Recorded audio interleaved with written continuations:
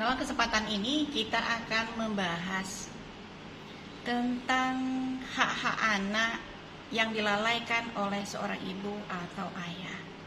Kalau dipikirkan secara logika, tidak mungkin seorang ibu atau seorang ayah melalaikan hak-hak anaknya.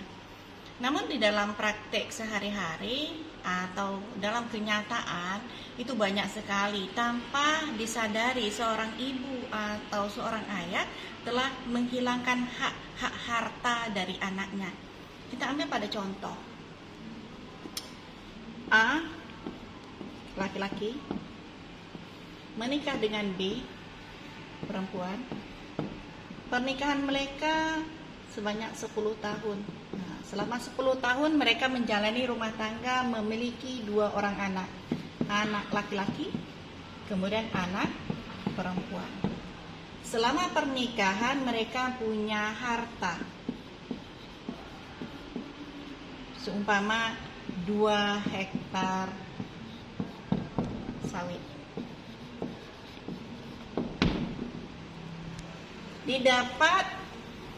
Harta ini didapat di dalam pernikahan. Setelah 2 tahun pernikahan, mendapatlah harta atau kebun 2 hektar sawit. Setelah 10 tahun pernikahan, A, suami meninggal dunia. Akhirnya jadilah B janda muda dengan anak-anaknya.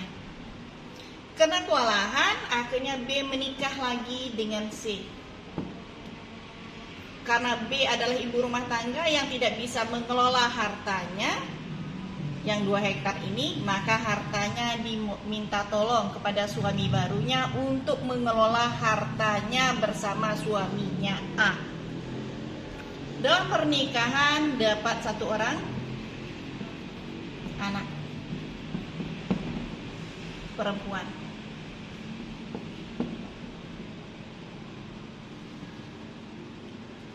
Dalam prosesnya waktu, B meninggal. Tinggallah C laki-laki sebagai suami. Harta bersama A dan B untuk anak-anaknya belumlah dibagi lagi. Karena dalam masyarakat mengatakan bahwa harta ini baru dibagi, kebanyakan dalam masyarakat mengatakan harta ini baru dibagi setelah ada A dan B meninggal. Rupanya karena harta ini dikelola oleh C dan anak-anak juga masih kecil, belum juga dibagi. Dengan alasan mereka kecil, mereka masih butuh usaha. Akhirnya C lah yang mengelola harta ini. Kemudian C menikah lagi dengan D. Apakah D meninggal dulu atau dia menikah lagi dengan E atau justru C yang meninggal? Dia punya anak pula dari pernikahan sebelumnya. Sehingga istri C beranggapan bahwa harta yang dikelola oleh C ini adalah harta C. Akhirnya dikuasailah oleh istri baru dari C. Nah, anak-anak dari A bersama B baru mulai protes. Karena ini mereka tahu atau dari cerita orang-orang tua bahwa harta yang 2 hektar ini adalah milik ayahnya A dan B, sedangkan C hanya mengelola. Tapi menurut istrinya dan anak-anaknya ini adalah harta suamiku, karena dia yang mengelola dan dia pun tidak pernah bercerita. Nah, inilah kenyataan yang banyak terjadi di dalam masyarakat kita. Seorang suami, seorang istri yang ditinggal meninggal oleh suaminya, tidak langsung membagikan harta anak-anaknya, dan diurus oleh pasangan berikutnya. Dan pasangannya, inilah menjadi sesuatu yang rumit, runyam, dan kalau diselesaikan memerlukan proses yang panjang. Karena saya pasti mengatakan bahwa harta ini aku yang mengelolanya, berhasil di tanganku, berarti ini adalah bagian dari hartaku. Sedangkan anak-anak mengatakan ini tidak, ini harta orang tuaku, murni didapat di masa ayah dan ibu.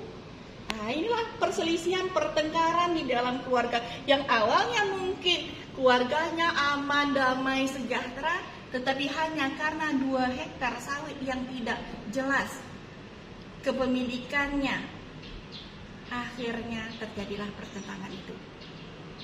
Jadi sebaiknya harta itu begitu A meninggal dunia, istrinya si B langsung membagi. Karena ini harta gunung gini dibagi dulu.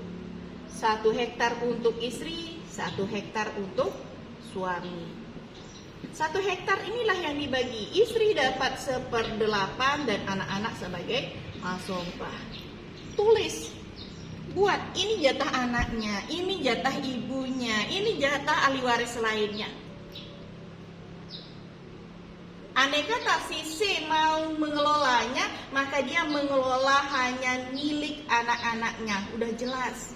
Begitu nanti ada pernikahan berikutnya atau kematian berikutnya, istri dari yang sesudahnya, pasangan yang sesudahnya tahu bahwa suaminya hanya bekerja mengurus harta anak-anak tirinya, anak-anak sambungnya.